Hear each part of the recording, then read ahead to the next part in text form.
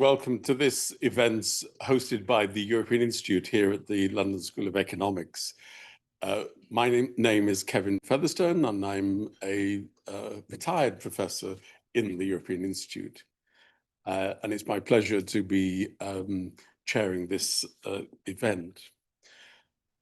Of course, the title could hardly be more resonant with the dramatic events of 2025. I don't know about you, but some days I feel as though a meteorite has hit the planet in 2025. The presidency of Donald J. Trump has been profound in its impacts, both in terms of different policy sectors, domestic and foreign policy, but also across different so-called crisis regions. To say that history will note that he has made his mark in 2025 seems to be a charming British understatement. And of course, there is almost an industry having been created to try to interpret Donald Trump and his presidency. What extent does he have strongly held beliefs?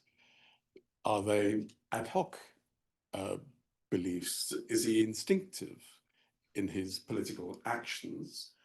Or is there a coherent program, a united set of beliefs, which can have some predictability about them? Others have speculated about Donald Trump's relations internationally, his relations with Vladimir Putin in Moscow, in particular. But of course, Donald Trump came to the presidency having written the book, The Art of the Deal, a belief that he had exceptional skills of negotiation. And we see this calendar year that he has been engaged in many crisis situations across the world. And he would argue that he has resolved a number of these crises, been a peace broker. And of course, there was a speculation about him potentially receiving the Nobel Peace Prize, the arch negotiator. But this arch negotiator, as I say, is he simply instinctive? Is it ad hoc? Or is there something more substantive behind that? And our talk this evening, Trump's 10 revolutions, the remaking of politics in the West, seems to me to capture the spirit of the moment as we speculate, as we try to delve into the Trump presidency, to understand it better, perhaps to understand his prospective legacy and impact better. And I'm delighted to welcome Klaus Weller, who is a visiting professor in the European Institute, therefore my LSE colleague. And Klaus comes to this topic with a breadth of international experience. He has been Secretary General of the European Parliament. He has held a number of roles in Brussels, serving as the Chief of Staff to the President of the European Parliament, Director General for EU internal policies in the Parliament's administration, and as Secretary General successively of the European People's Party and of the EPP political group in the European Parliament. So we look forward very much to what he has to say. And I'm also, let me admit, intrigued by 10 revolutions. Why not 9? Why not 11? We'll look forward to that elaboration. And as is usual with these events, can you do as I have just done, that is to put your mobile phones on mute, please, so we don't have the interruptions. We're going to invite Klaus to speak for a while. After that, there will be a discussion between Klaus and myself, and then we're going to open it up to questions from you, the audience. So please do think of your questions. And I know that some are watching online, and we will take as many of those as we can as well. Let me, before we begin, also thank Natalie Grace and the European Institute events team for organizing this event. It has attracted you here on a rather dark winter's evening in the middle of the reading week, when the number of possibilities for what you might be doing were almost limitless. So thank you for coming. And we now look forward. Can you please help me welcome Klaus Weller?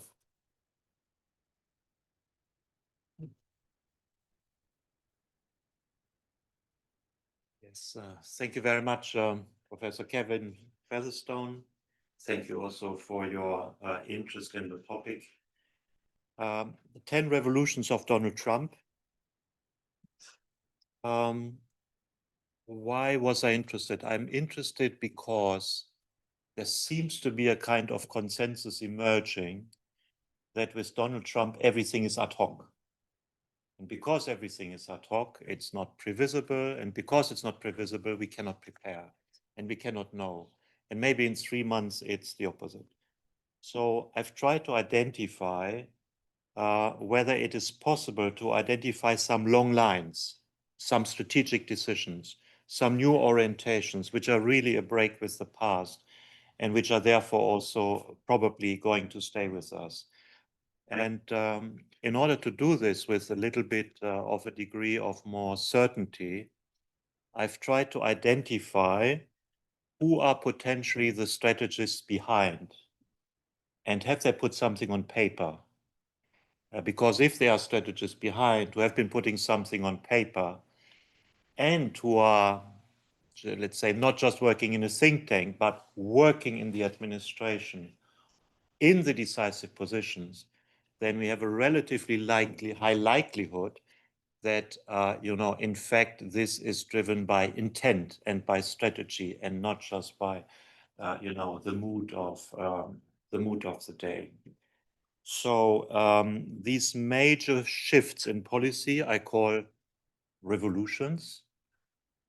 And I have 10. You asked me, why do I have 10? Because I was trained in the German Christian Democrat Union central office. And there we always had to have 10-point plans. But, we are not very imaginative. For my excuse, I can say this was the time when Chancellor Helmut Kohl had a 10-point plan for the reunification of Germany. So at least some of them were working pretty properly. So that's my training. I recently published a paper called The 7 Ds for Sustainability with the Martin Center. So I can show some degree of flexibility concerning the numbers, but 10 is always a nice figure. So what are these 10 revolutions? The first 3 I see in the approach to the economy. And my strategist is called Stephen Moran.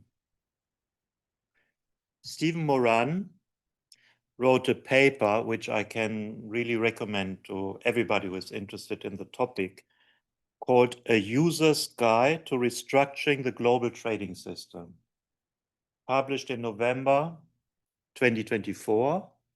He was still working as senior strategist Hudson Bay. Very quickly, he became the the head of the team of economic advisors of Donald Trump. And I think on the 15th of September, he was kind of promoted to become one of the 7 members of the Federal Reserve of the United States, which is a pretty quick career. And given that the president of the Federal Reserve will be replaced in February, he's already one of the potential candidates for succession. So what I want to say is this is not just, somebody with some voice, but this is somebody who is really in the center of the system, who obviously has the trust of the president, otherwise he wouldn't have gotten this role, and who is now in an absolutely critical position to define economic policy in the United States. So if you read his paper, you see that he starts with a problem definition. So what is the problem of the United States economy? His key thing is, he's saying our key problem is, which was called in the past the exorbitant privilege. Our key problem is that we are the reserve currency country. That's quite a shift to past appreciation. And why is it a problem? The problem is that if you have the reserve currency, then every other country has to keep dollar reserves, because that's where international exchange is happening. And that leads to a situation where your currency is developed more highly than if you wouldn't be the reserve currency. So the exchange rate is higher. Is there an indication for this in reality? Yes, there is, because you can also have a look at purchasing power parities for exchange rates among currencies. And there, the fair value of the US dollar towards the euro would be that for €1 you would need to pay about $1.50 purchasing power parity. When Trump took office, they only had to pay $1.05, $1.05. So quite a gap between purchasing power parity, which could be considered as a kind of fair value, and the real exchange rate, which was 1.05 to $1. So he says, we are reserve currency. Our currency is overvalued. And because it's overvalued, we have a lack of competitiveness. Because our currency is so expensive that people don't buy here, they buy somewhere else. And therefore, we have deindustrialized. That's the starting point, because first we have to understand, before we come to the cure, what is his problem? What is the problem from his point of view? So this administration wants to go against deindustrialization. They want to increase competitiveness. So they have identified the exchange rate as one of the key problems. And that's linked to the fact that they are reserve currency. So what is he suggesting as a cure? The first thing he's suggesting as a cure is something we have seen over the last half a year: tariffs. Why could tariffs be a cure? A, they bring some income. I think the value is about 600 billion up to now, dollars, so it's not to be neglected. But it's especially meant as an incentive if you want to have cheaper access to the American market to move production to inside the United States. Of course, you will only do that if you think these tariffs are stable for a long time, that you can find the appropriate workers in that country and so on. But it's meant as an incentive to move production of industrial goods from outside the United States to inside the United States. So to address one of the problems he has mentioned, which is deindustrializations. And also, you all remember that these tariff negotiations were not just on tariffs. There was a kind of package deal. For example, in the case of the European Union, they were also expecting a commitment to buy American, especially armament and energy, liquefied gas. So buy American and support the American industry. He's also outlining in his paper that in the tariffs and where they are put, at which level, it should be a difference whether some country is an ally or not. China obviously is not considered an ally. We found that out. So that means 15% is generous for allies. 10% is very generous. Huh? But in fact, they had a surplus with the UK, so it's not that generous. Huh? And they want to, in order to be successful, because you remember November 2024, it says, how can we impose those tariffs? He says, with our allies, we have to link tariff negotiations with defense guarantees. The same time frame. And when were the tariff negotiations finalized? Around the NATO summit. Maybe 2 weeks difference, but not more. So that means countries were put in front of the alternative. Can you agree to those tariffs? But you know, if you want to remain allies, we see these issues very closely linked. So the first revolution is tariffs. Of course, the UK, the United States had already been working very much with tariffs, but that was under President Hoover, and that's about 100 years ago. So it means they are going back to a tradition which existed before the introduction of income tax in 1913. Before the introduction of income tax in 1913, basically the federal budget was financed with tariffs. So 1913, 2025, it's some time ago. What's the second revolution? The second revolution has not happened yet. So you're getting exclusive information in advance. Or I prove to be completely wrong, huh? Can also be. But he's saying we have to do things in two phases. The first phase is tariffs, but the second phase, he doesn't use that word, but I would like to use that word. The second phase is debt restructuring. Now you know why he doesn't use that word. So he says, what's the problem? We have enormous debt. Why do we have enormous debt? Because we have guaranteed the free passage of the world, we've been guaranteeing defense, we have been spending too much, others have been, you know, avoiding this expenditure.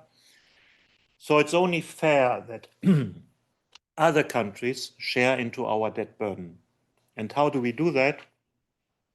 We do that with a debt swap.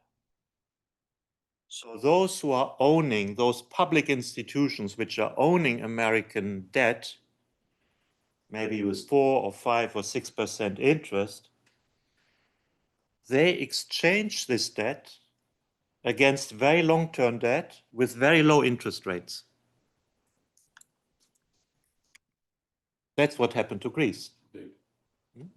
So the Greek debt was exchanged against long-term debt with very low interest rate. And you know, if you have a debt for 50 years with 1%, the real value is half, maybe maximum. Very beneficial, as we can see now in the case of Greece. So he says it would only be fair if countries would swap their higher level interest rates, which might be their higher interest rate papers against long-term papers with the long interest rates. And that's called the Mar-a-Lago Accord. Why is it called Mar-a-Lago Accord? Because, of course, the president has a place in Mar-a-Lago. But there was also a precedent, a little bit different, which was the Plaza Accord, I think in 1987, where already countries came together and kind of supported a devaluation of the United States, and but it was limited in time. So why should other countries agree to do this? Come back to the same issue. You want to be ally? You want to profit from our security guarantees? We ask you to consider a debt swap. For the moment, that's his idea, but there is something which makes it a bit more likely. This is in preparation, and this is the following. He says, look, this will be very difficult to do if the Federal Reserve is hostile to it. And therefore, it's better to do after the changeover of the president of the Federal Reserve. And we should have a president of the Federal Reserve who is positive to this. After 6 months, he has entered the Federal Reserve as one of the 7 members of the Federal Board. And there is a new president of the Federal Board of the Federal Reserve to be appointed in February. Maybe it's him, I don't know. Maybe it's somebody else who is more favorable. But for the moment, if you follow his paper, everything is still according to plan. And he has been moved to the Federal Reserve, who would be critical for this kind of operation. Revolution number 3 is dollar devaluation. So up to now, you know, the United States was proud to have a strong currency, but because deindustrialization is deeply worrying, A, for electoral reasons, because these are the voters, but secondly also in the security context of competition with China, China is the main industrial producer. So if the United States is not able to produce, you know, beyond services in the industry, that will be a strain to every kind of war effort or rearmament effort. So the United States is looking for a dollar value which is weaker in order to increase competitiveness. And of course, any discussion about the potential Mar-a-Lago Accord or a kind of pressure to sell your higher interest papers against low interest papers will lead to a devaluation of the dollar, because people will try to get rid of their papers in good time. So these are the 3 proposals. 2 have made progress. The dollar is about 10% weaker than it was at the beginning of the year. We are now 1.15, if I remember this correctly. We have gone through tariffs, but the Mar-a-Lago Accord is still a project. Second area, foreign affairs. So my strategist for foreign affairs is called Elbridge Colby. Who is Elbridge Colby? Elbridge Colby is the number 2 in the Pentagon. He is the undersecretary in the Pentagon for policy planning. That means Elbridge Colby drafts the defense strategy of the United States. And by the way, under Trump 1, Elbridge Colby did already draft the defense strategy of the United States under Trump 1. So what he is thinking of the future defense strategy of the United States or foreign affairs of the United States and where they should put their efforts matters. Not only as a thinker, but he is putting pen to paper. He has been putting pen to paper. Of course, it has to be approved, but he is the one who is developing the defense strategy of the United States under Trump 2. So what is the paper? The paper I make reference to is called "There is only one priority makes sense for American foreign policy." Only one priority makes sense for American foreign policy. And in the subtitle, it's becoming clear that's China. So what is his problem perception? His problem perception is that China prepares for a large-scale confrontation with the United States, but the United States is not prepared for this for different reasons. A, he says, there we have the linkage to the first, a fiscal crisis is looming in the United States. Let's not forget, the annual deficit is 7% of GDP in the United States. That means the overall debt is quickly rising. 7% of GDP with a federal budget, which is about 25% or something like this, or 28% of GDP. It means a quarter of the federal budget is debt financed, which is a lot. So he's saying our problem is, A, a fiscal crisis is looming. So it would come in very handy if we would take over part of this burden. Secondly, deindustrialization. The same argument as we have heard before from Stephen Morin. War wariness. Afghanistan, remember this. China is the far larger industrial power, so have to work against deindustrialization. The United States is not prepared for more than one war at the same time. So a scenario where it has to somehow engage, and even if it's indirectly, in Ukraine, and at the same time in Gaza, and at the same time with the Houthis, and at the same time in Taiwan, is asking too much. So one conflict at a time is the maximum, and the allies are weak. So the weak allies, that's us. So what is the target? The target is not to humiliate China, but a balance of power in Asia, a modus vivendi with China, and there's no need to dominate Asia for the United States. So he calls this conservative realism. So he's saying we have to choose our battles more carefully. And we can only choose one, and that's the challenge that China is posing.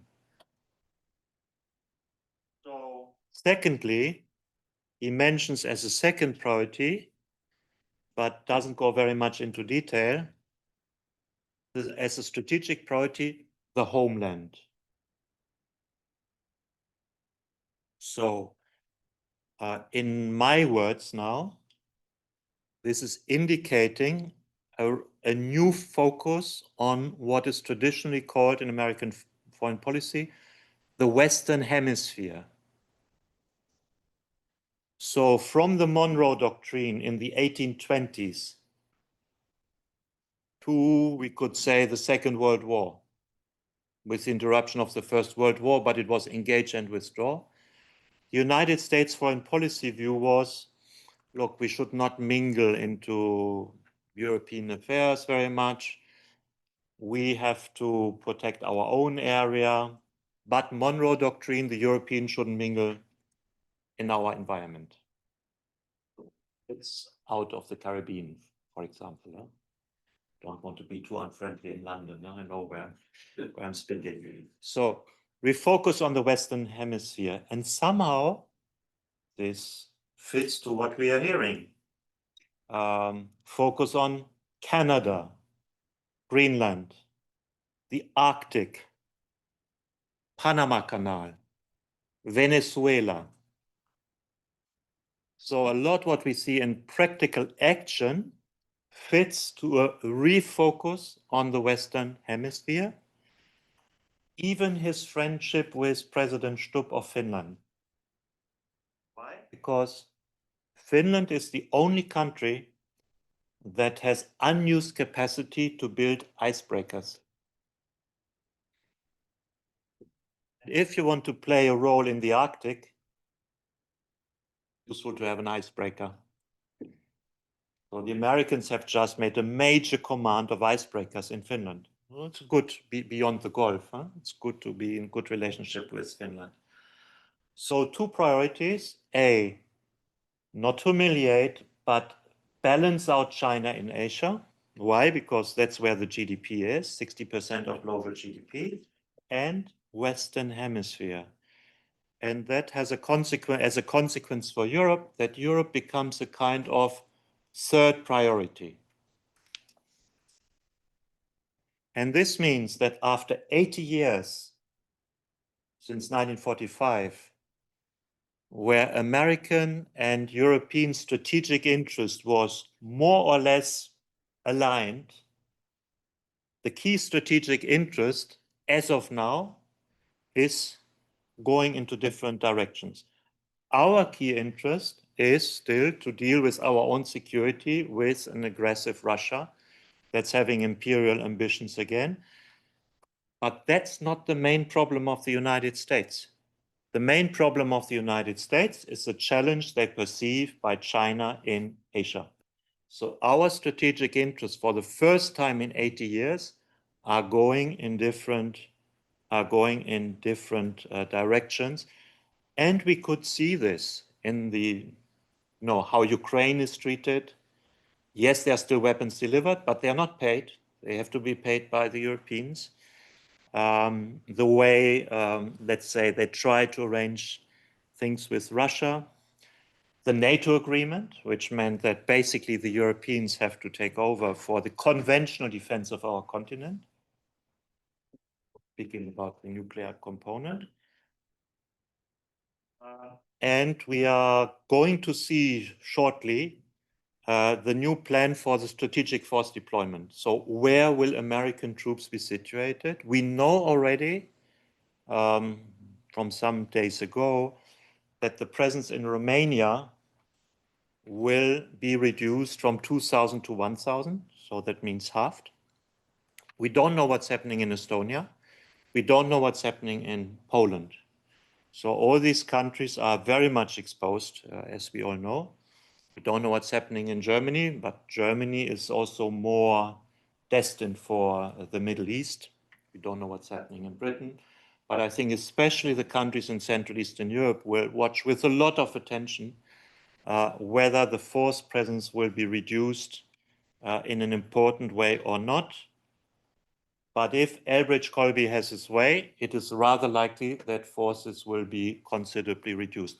What is interesting is that he had to deliver his plan for strategic force deployment until the 31st of August to the Secretary of War, Hexet. And it was expected that the paper would be published in September. That was the announcement. But it has not been published in September. It has not been published in October. Instead, there was a major conference with lots of generals where the generals were told they have to respect the political guideline. So that tells me that there are diverging interests, conflicts on how this force deployment should exactly be done and where the strategic priorities of the US should be settled. And also, of course, President Trump has been asked explicitly by the Polish president that at least in Poland, the forces should remain as they are. He has promised to the German chancellor that they would not be reduced in Germany. So we will see how this plays out, but that will be a reality test. The reality will not be in words. The reality will be in force deployments. So very shortly from now, we will see where this is going. So these were revolutions 4, 5, and 6. How many are missing? 4. Okay. Unless I have 11, as a surprise, could always be. So my third block is institutionally. Who is the strategist? My guess is Stephen Miller.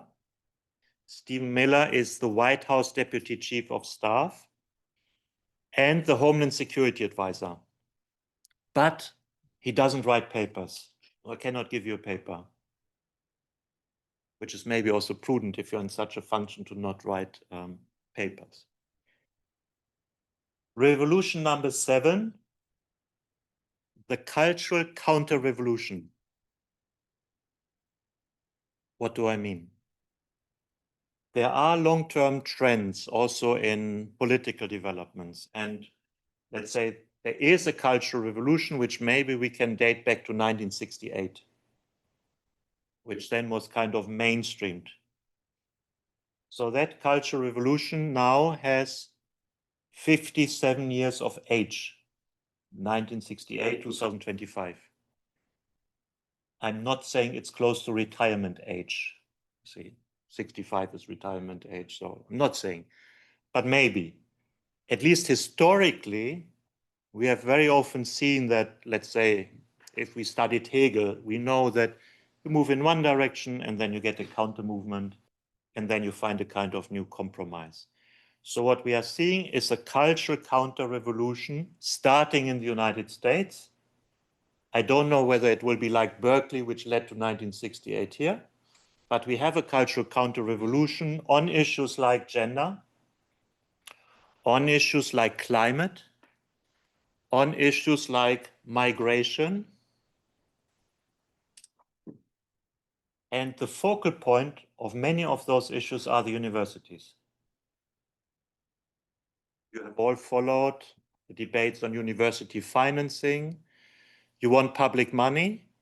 You change your policy on gender, on health, on climate. Also the debate about free speech. Who could be against free speech? But our point is, what if free speech is hate speech? That's not taken over there. Remember the talk of Vice President Vance at the Munich Security Conference this year, where he was saying his main concern is not China and his main concern is not Russia. His main concern is that the free speech in Europe is not respected.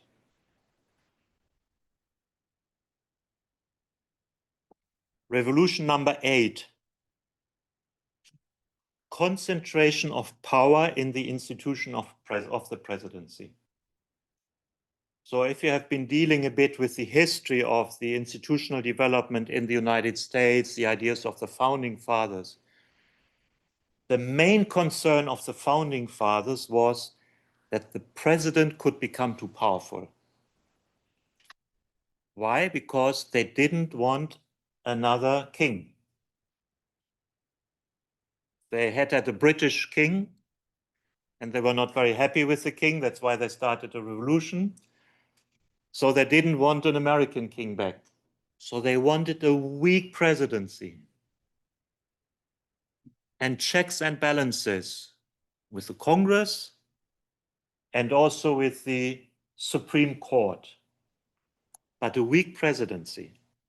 And no power should be too much in one hand. That's also why you have different electoral cycles between the Senate, between the House, regular renewals.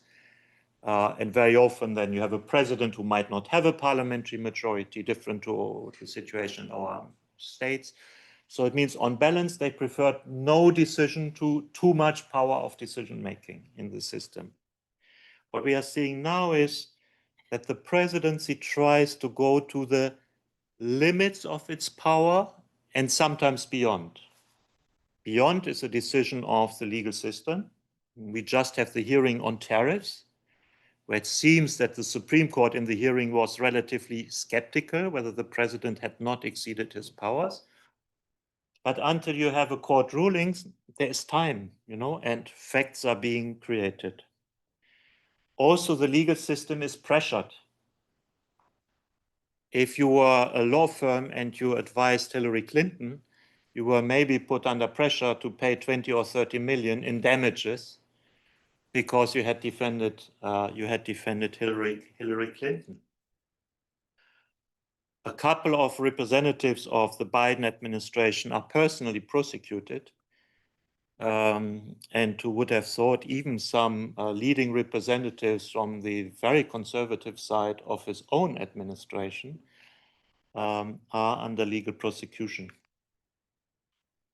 The use of the military within the country and explicitly against the enemy within. In big cities, California, Chicago. So the 8th revolution is the attempt to concentrate the power in the institution of the presidency and to overcome the division of responsibilities between the president, the Congress, and the legal system. Revolution number 9. The fusion of technological, economic, media, and political power. So normally in a pluralist society, you have the differentiation of the pluralist society into different subsystems, into an economic subsystem, in a political one, a technological one, science, and so on. And this is one of the guarantees of the functioning of a pluralist society. If this division of power in the different areas is overcome and these powers are fused, it's again a process of fusion of power. So what do I mean? What do I mean? If you have been very successful in Silicon Valley, you have a lot of money. You might be the richest person in the world. You have technological power, which might even be military power, because we see with Elon Musk, his satellites are now absolutely critical for every war effort. And you can acquire media power. like Twitter, which is now called X. And all of that might give you political power, because if you invest 300 million into the campaign, maybe you have a say on who is becoming the vice president, and maybe you can have an impact on which kind of regulation are continued and which kind of regulation are not being continued. You can see this also starting on the other side from President Trump. He had economic power, developed media power. We can argue about The Apprentice, whether that's media power, but Trump's social is media power. He has military power, technological power, I don't know. But what we can see is that these different spheres of power, which are normally separated, are growing together, which is a revolution. I leave it up to you whether you think it's a good revolution or bad revolution. Anyhow, revolutions normally can only be judged with a couple of years or sometimes some decades or centuries afterwards. Revolution number 10, communication. So think about it. Donald Trump manages to be in all our minds, including this evening, and in the minds of millions, hundreds of millions, billions maybe, every day. Every day. Because there's every day a story. So he has not been a very successful businessman in construction because he went bankrupt several times. But he has been extremely successful in reality TV because The Apprentice was running for 14 years. Which other reality TV show was running for 14 years? So he has an outstanding talent that's not to build apartment blocks or hotels. He has an outstanding talent that's reality TV. So what we are getting still on a daily basis sometimes is you're fired, you know, which was his key sentence in The Apprentice. But he is managing to keep our attention on a daily basis. He works with suspense. Next Monday, I will make a very important announcement, and please switch on your television or YouTube channel. I don't know which channel. He permanently repeats the same message, which is very important. No, if people think they are sophisticated if they say something new every day, but it means they haven't understood the laws of communication. You have to repeat so that people understand what you want, and you have to be very simple. You have to be simple and repeat. He is very simple and he repeats, and he is working publicly with carrots and sticks, which is making it interesting all the time. So these are my 10 revolutions. Maybe you have an 11th or 12th, or you think one or two of my revolutions are not so revolutionary. That can be. But one responsibility I would still like to fulfill, because I never want to finish without saying what to do, which I normally call Lenin 1902. No, Lenin wrote a book in 1902 saying what needs to be done.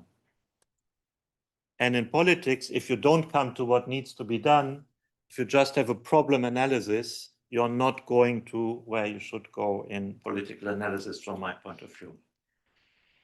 So a couple of consequences from my point of view. The first thing is our mental map of the world has to change. In our map of the world, we still have Europe in the center. That's the world we are looking at.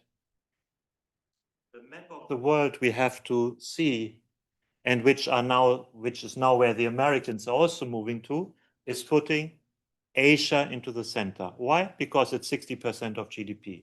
And economic power leads to political power, leads to military power. So in the analysis of the Trump administration, we are on the fringes of the world. We are not the center of the world. We are on the fringes of the world. Do we still believe we are the center of the world? Not really. So our mental map has to change. We have to understand that what was true maybe in the 1960s or in the 1920s is no longer true. We should change the way we are looking at the world, and with a Europe on the fringes. We also have to understand that we are in this new situation largely on our own. Not fully, but largely on our own. So what was true for 80 years, which is that we could always rely on, is no longer the case. We are third priority, not first priority. So we have to address our own issues ourselves. If we don't do it, nobody else will do it for us. So what we have to do is to assure a safe transition. We need time to do a transition, to be prepared for this new situation. And that's for me the sense of the NATO agreement, the NATO summit of the 5%.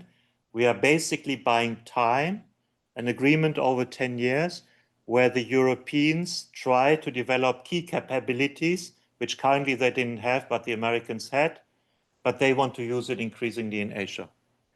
So we need a safe transition to a new situation. We will need to integrate for ourselves all dimensions of strengths. It's not just defense, it's technology, it's the economy, it's also culturally that we are able and willing to resist and to defend ourselves. So Europe can be a regional power, but do we have the will? I think that's the question in front of us. Thank you very much.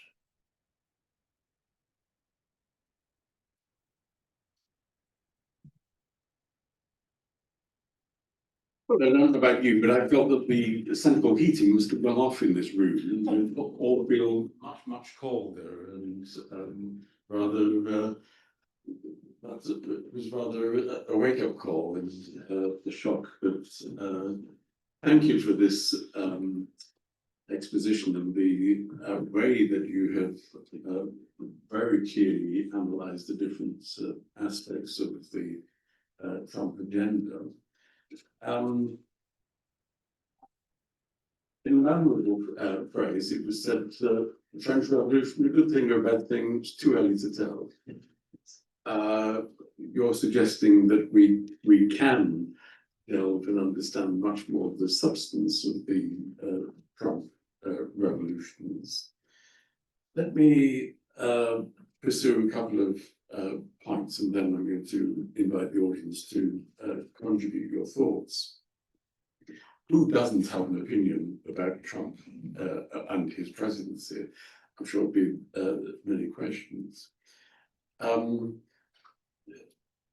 You outline the thinkers behind Trump, not necessarily suggesting that Trump himself is great thinker. And of course, we read reports of a rather chaotic White House. And we have seen already this year, this first year, Trump changing his mind even within the same day, and setting levels of tariffs. And I just wonder what significance you give to what seems to be an erratic set of announcements by Trump on a key aspect like tariffs. And, or whether you see this as simply part of a tactic of confusing the opposition and disempowering the opposition. So I take the point that there are people with great thoughts behind Trump, but we're not entirely certain, are we, to whom Trump feels most attached, and whether Trump has actually been consistent in listening to these different ideas. So Would you like to comment on the difference between the individual and the thinkers behind him? Yes. Yeah, first, I didn't mention it specifically, but we knew already that this probably has been the best prepared presidency for several decades. And it was published in Project 2020. Yes. So that means the whole ecosystem behind came together over many, many months and discussed what needed to be done. And I heard from somebody that beyond that, there was even a scripting of the first 180 days in office. So there was a huge effort behind to not waste that opportunity, content-wise, but also when it comes to personnel appointment. I don't remember a presidency, neither Republican or Democrat, where so much preparation has been going into. So that's maybe a pre-remark. On what we are seeing, in the military field, you differentiate between tactics, operations, and strategy. And I think we are well advised to also differentiate between tactics, operations, and strategy. And the difference is the time horizon. Tactics, as you said, you can change your position twice a day. And you can also change back. Doesn't matter so much. For me, that's the reality TV star thing, which keeps us, tuned into the mission. Operation is a longer time frame, 3 months, 6 months, maybe. There, I would see how he's dealing with Putin. We started with a carrot phase, a couple of months. It was very, very nice. Then we had a stick phase, where he was threatening all kinds of things. Then again, he tried carrots very recently, and then he saw it doesn't work, so back to the sticks. So operational for me means what kind of tools is he using? So he's trying to have leverage, and you can have leverage through carrots or through sticks. And operationally, over a couple of months, he's ready to change between carrots and sticks. And then we have the strategic, which is the long term where he wants to end up. And that's what I've tried to outline. I think it is clear where this administration wants to go. These are not think tank papers unrelated to actors, but these are, at least in the first 2 cases, detailed papers of the current decision makers. I mean, the head of Trump's economic advisory team should be important, especially if after a couple of months he's getting promoted to one of the 7 members of the Federal Reserve. The Undersecretary for Defense responsible for policy is important in where the United States is going in the area of defense. So I see that point. Can we just follow up with a small aspect? Trump won his first presidency, was criticized for the speed and unpredictability with which he might sack people. You're fired was something that he applied quite regularly. Why should we think that his second presidency is going to be more loyal to his appointees?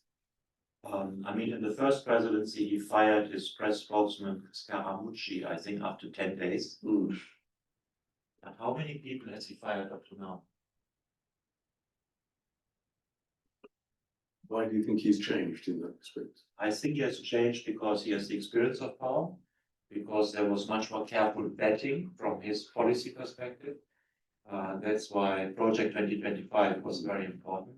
He had experience with actors during the first Trump presidency, especially in terms of loyalty and ideological positioning. So I think we see a very much increased degree of maturity in personnel selection. And those who now came through I think we can consider that they represent the Trump strategy, which was not the case the first time round. We remember all the generals, which then were considered the grown-ups and so on, which were put there to balance him out. Okay. I wonder if we could shift to Trump's place in history. Two aspects, the past and the future. The first aspect, I've heard it argued that the Trump effect is not so much revolutions, but that Trump gave history a push. That is, a momentum, a drive was already apparent in terms of the relative decline of the United States power, the backlash of voters, particularly in the so-called Rust Belt areas for deindustrialization. And Biden himself was highly critical of China in his trade policies, etc. So it's an impossible question, Klaus, but I wondered if Trump hadn't happened, whether actually there's momentum in that direction anyway, and it isn't so much Trump's revolution, but it is some kind of societal shift in the United States, that he is the agent of something much bigger, and others might have been pursuing the same agenda. I mean, these are maybe big shoes, but Hegel and I think also Jakob Burckhardt were writing about world historical personalities. And they were saying that sometimes people are chosen for these roles, which are a bit surprising. So it might be such a case. And in fact, we should not forget that the policy agenda he's suggesting is a left-right agenda.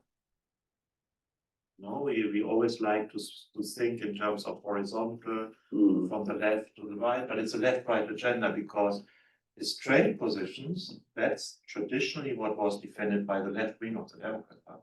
Yes. For example. Yes. His willingness to focus a bit more at home.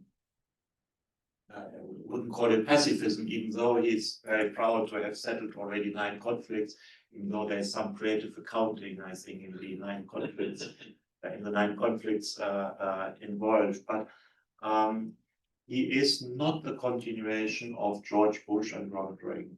Yes. It's a break with that tradition, and he's combining elements from the left. We think of Steve Bannon, he's very proud that his father was a trade union. And that's why he's so adamant against migration. Because they say they're putting pressure on our wages. The fact that he has been able to conquer the Rust Belt states, when the Democrats are now more concentrating on big cities and let's say issues which are not so close to the heart of workers. Yeah. So it's a left-right agenda which he is embodying. Okay, so let's talk about Trump and his historical legacy then. That, as you say, he has crossed boundaries and has appealed to Trump's support, for example, amongst Hispanic supporters, Hispanic voters, was the highest of any Republican presidential candidate, and made a major negative impact on the Democratic coalition. However, we're talking this week, and we've seen the elections of this week. This entire Trump revolution depends, doesn't it, on having 2 houses of Congress on his side. And in about a year's time, there's going to be the midterm elections. If we were betting on the outcome of those midterm elections, many Republicans this week are speculating that it's almost a foregone conclusion that the Republicans would lose the House. If the Republicans lose the majority in the House of Representatives, then that has a significant impact in terms of financial matters, budget legislation, etc. as well as in other areas. So what's the prospects, do you think, of this political revolution actually being derailed pretty soon? And add to that, of course, the opinion poll suggests that the approval ratings for Trump are the lowest of any United States president in recent memory. Is that hope? Yeah. I think the problem of the Democrats is, and I was in New York in spring, and we were speaking to the leadership of the Council on Foreign Relations, who most background in Democrat administrations, and so we said, okay, what's the Democrat Party line? And they said, we will know in 3 years when the next presidential candidate is nominated, because he will determine the line, which is a bit late. And this has to do with that political parties in the United States are not like ours. They are electoral machines, and it's really the personality that determines a line. So once that candidate is nominated, we will know all of this a little bit better, because will he reverse everything, or will it be partly in continuity? But also perhaps before that, the midterm elections could derail Trump by the House losing the House. Yeah, I don't think that, because it simply would mean that the House and the Senate would not be able to decide anything. And as long as they are blocked, the president is alone at home. He cannot get decisions through the Congress, but he will act with presidential decrees, basically, like already some presidents before had to do. And then, of course, the Congress will be blamed for the stalemate. So I don't think that he will have nightmares just because the Democrats win the House. Okay, thank you. I'm conscious of the time, and I promised that we would open it up to questions and contributions from the audience. We have microphones, and we have people online as well. When I call you, could you simply say your name and what your affiliation is, and try to keep the questions reasonably short, and we'll take as many as we possibly can. There are microphones so that the recording can pick you up, and those listening online can hear the questions as well. Who would like to make the first the question? Please. Hi, thank you so much for coming here today and introducing this really important and interesting topic to us. My name is Victoria. I'm actually a student from UCL, and I just had a concern about one of your 10 revolutions, the one that stated that the US could not handle or won't handle or is trying not to handle more than one armed conflict at a time. And looking at Donald Trump's actions and his administration's actions, like, for example, renaming the Department of Defense to the Department of War, funding Rwandan troops to go into the Congo for their minerals, and like basically funding a genocide there. There's also like this unstable situation with Venezuela, funding weapons to Israel for Gaza, bombing Yemen. All of these different actions don't speak that he's only trying to avoid all conflicts except for one. I think that they mostly have to do with natural resources and what corporations within America that have a lot of power in the government can get from those conflicts. I may be wrong, and definitely you do have good points, but I'm just concerned about that. Okay, thank you. Do you want to respond to that now, or should we take a couple more? Okay. In the back, please. Thank you very much for your talk. My name is Taylan Turkman. I'm a postgraduate student here at the Department of Economics. So you mentioned that these revolutions, and especially their main architects, are redefining the US-EU relations, with two actors having strictly different security concerns for the first time since post-Second World War world order. For US, as highlighted many times by Trump himself and his advisors, the main concern is China, but for EU, it remains as Russia. So my question is, given the sudden realization by the European Union that the US is no longer a reliable ally for their defense against Russia, proven by Trump's speeches and actions, could that be used as a fuel for first federalization for the EU and the United States of European Union? And second, possible enlargements with actors involving Turkey, Ukraine, which could possess the necessary military capacity to deter against Russian actions. Thank you. And the next question, sorry, can we?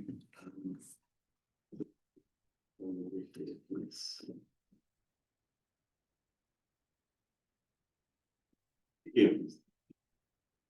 Then we'll have several rounds. Hello, hi. Tamlin Vickers Salix, and I used to be at the European Institute. Just building on what you said, I'm entirely in agreement with Europe being on its own, but to bring a UK angle to this, you skirted around the issue of whether UK was part of Europe in that definition. And if you look at defence in particular, there's obviously a negotiation going on around SAFE and UK's participation. And I'd be very interested to know your sense of where you see that ending up. It seems to me the EU's quite torn. You've got members like France, for example, probably pushing quite a hard line for its own strategic interests. But from an EU perspective, do you see an outcome where both sides are able to overcome their sort of scars from Brexit to come together and really provide a united front? Thank you. Do you want to take this? Okay, maybe I take it in reverse order. I think that defense is now really the open door where everybody wants to go through and have to go through. Also in here, both I think the government and the opposition accept that there has to be closer cooperation in defense. And the UK has gained a lot of credibility, especially through the support of Ukraine, with the current government, but also with Boris Johnson. So took a kind of leadership role, and that has also helped to push a bit the Brexit experience into the background. The new experience is kind of replacing an old experience. So I think defense is definitely the area for cooperation. Yes, then there has to be a negotiation. I mean, there's 150 billion put together in cheap loans from the European Union. So yes, what will be the UK financial contribution? All of these issues are surely thorny, but it makes a lot of sense for both the UK and the European Union to cooperate as closely as possible in the area of the defense industry and of defense. You'd be optimistic. I'm optimistic, yeah. Because there's objective necessity. It's not an ideological issue, that's objective necessity. I'm also active as the chair of the Academic Council of the Martin Center, and we've been proposing, or we are developing the idea of the European Security Council, which would be dealing with security issues in Europe, which should be opened up also for the UK, Norway, and Ukraine. Because just coalition of the willing is too unstable. Inside the European Union, we have quite some rigid decision-making rules. So I remember during the financial crisis, I think it was the ESM, when it came together, once 15 member states had ratified, it came into existence. And I think we need to give us an instrument which is able to decide, which means qualified majority, but should also be open for participation from the UK and Norway, which bring a lot onto the table as equally for Ukraine. And that brings me then to the other issue, the other question, what are the opportunities in all of this? I think huge risk and huge opportunities normally go together very often. I mean, low risk means normally low opportunity, and high risk normally means also high opportunity. European integration, it's my deep conviction, is necessity driven. Because for member states to make a step, which means give sovereignty to the European level, they only do this if there's absolute necessity. And I've seen this during the financial crisis. What was regarded impossible became very possible on a Sunday, if the alternative was that on Monday the banks wouldn't open anymore. And all the lawyers had to eat up their own papers, which had written before, and come up with the legal construction that would make it possible. in defense, we are now in a similar situation, I would argue. The problem is the preparation and reaction time is much lower. You can establish a fund, at least a decision for a fund, in a day. But to build up a defense capacity, you probably need 5 to 10 years. So, and therefore, the NATO agreement is buying us a lot of time and helping the member states develop the necessary capacity. But we also have to understand that the Ukrainian army is the European army. If we had to think away for a second the 800,000 Ukrainian soldiers, and we would just be confronted with, I don't know, 1.5 million Russian soldiers, good luck. Or better not good luck. So that means that Ukraine is decisive and that Ukraine has to be integrated into the European security structures. Also and especially at the end of this war, to provide us a bridge to develop our own defense capacity. We will also have to learn from Ukraine. We have to learn from the practical experience. We have to learn from the fact that we are now living in times of drone wars, a lot of tank wars, and the experiences in Ukraine. It's not with us. But you would see it, following the question, you would see it as being incremental steps, necessity driven. A federal Europe, United States of Europe is not something, we're not on the verge of a major transformation. My personal confession is I'm thinking of Europe already today as a federal Europe because of my idea of federalism, because federalism means division of power. It's not one center of power. To divide the decision making between different levels of the system vertically, let's say the European, the national, the regional, but also on the federal level. You don't have one strong decision maker. In the federal system, we have the Commission, we have the Council, we have the European Parliament, and they all keep themselves a bit in check. That's for me federal. Federal for me is not centralized. It's the opposite, and it's the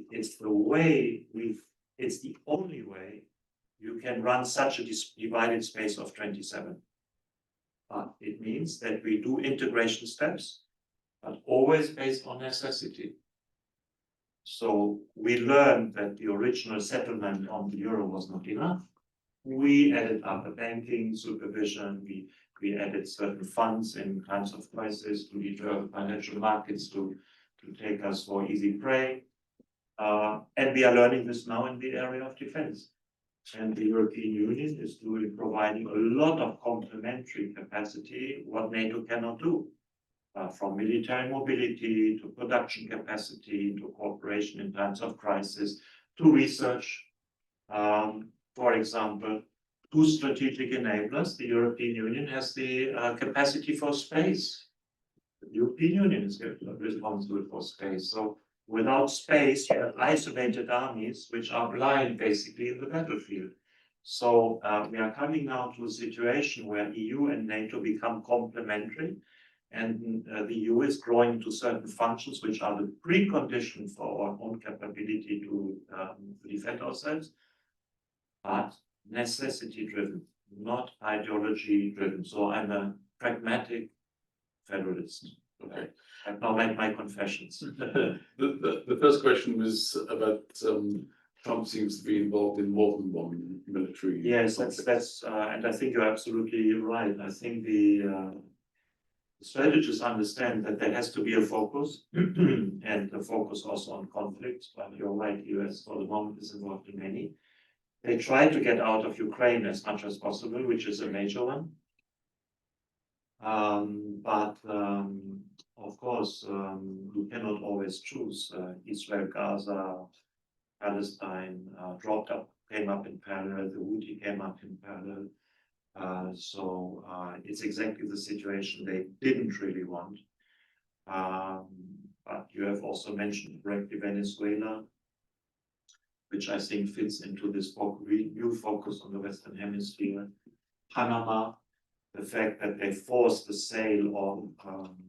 companies, Chinese or Hong Kong or Singapore-owned companies to American owners in the Panama Canal. So another proof that they give a lot of attention to this. But you're right in the sense that there are still many conflicts where they are engaged, and the policy planners who said just focus on China for the moment have not been fully heard. Other questions, comments, please? Can we take the gentleman here, please, up the front? Here from this side.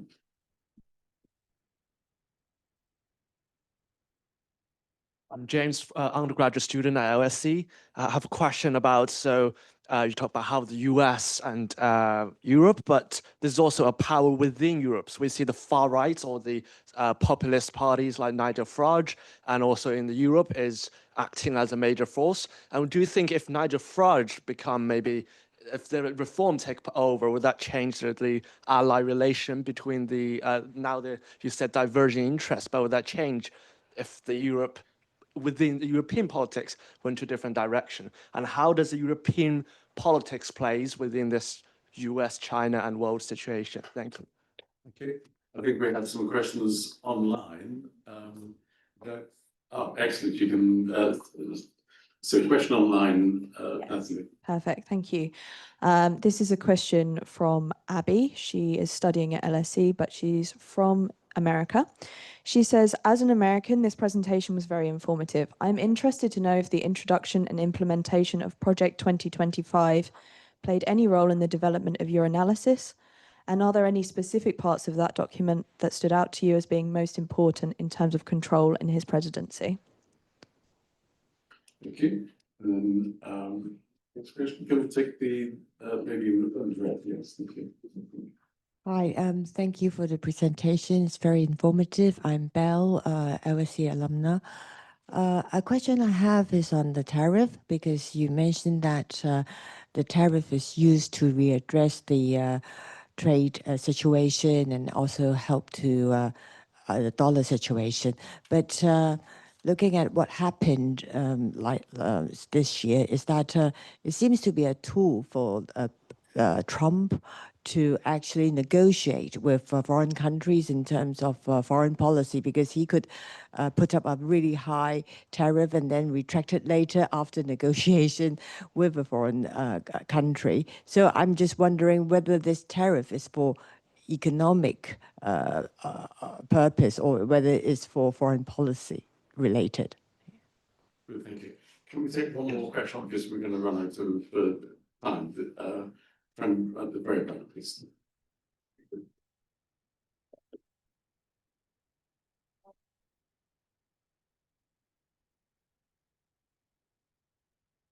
My name is Luke. I'm an American studying government as a postgraduate at LSE. I'm curious about the question 3 years from now, what comes after Trump? Given recent Democratic momentum last night, and even looking at the last few years of American politics, it looks like the pendulum swings in presidential power every election cycle. From Republican to Democrat, it's likely in 3 years from now, we're going to have a Democratic president. How do you feel, or how do you view the alliances that Trump has put under, I guess, tension in Europe? And do you view them as being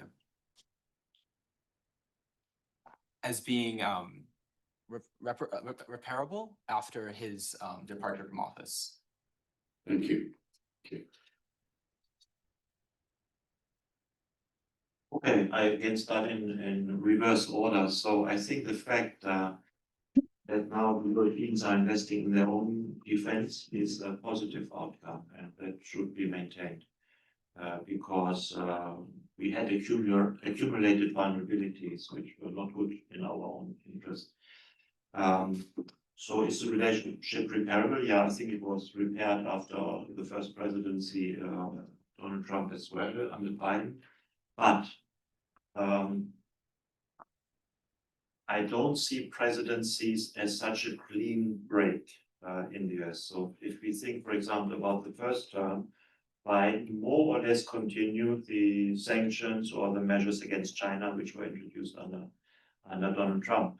And that's also because, as I said, Donald Trump has a kind of left-right policy mix.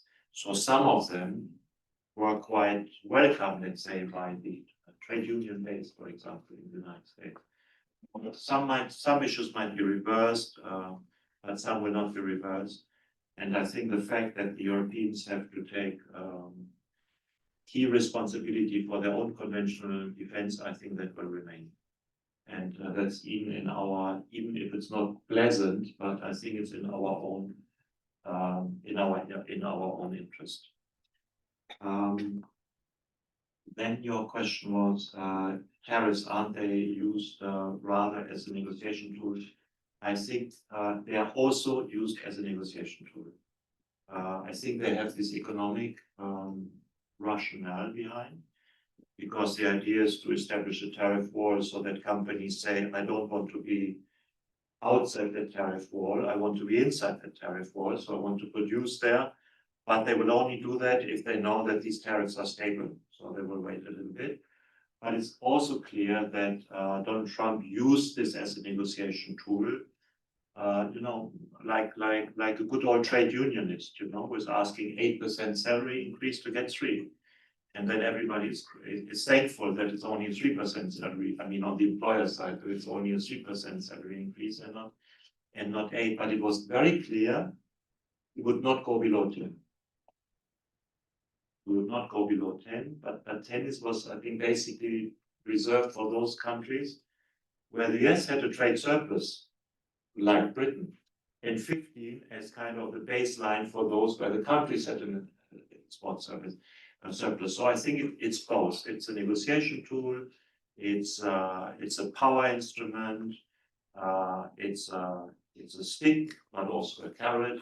Becoming a bit nicer.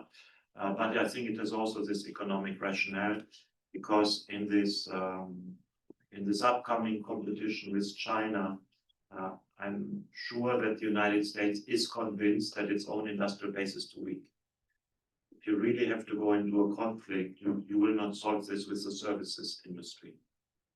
You need industrial production capacity. And they visibly feel uncomfortable that this is concentrated in China. And I think Germany still has 20% of its GDP from industry. If I know the figure correct, the United States 10%, which is very little. So they want to reindustrialize, and they want to force companies. And by the way, that's a continuity with Biden. But the difference was Biden offered huge subventions to come into the country, whereas Trump is saying no subventions. But we punish you if you don't, because you lose your market access. But the basic motivation behind is not so dissimilar.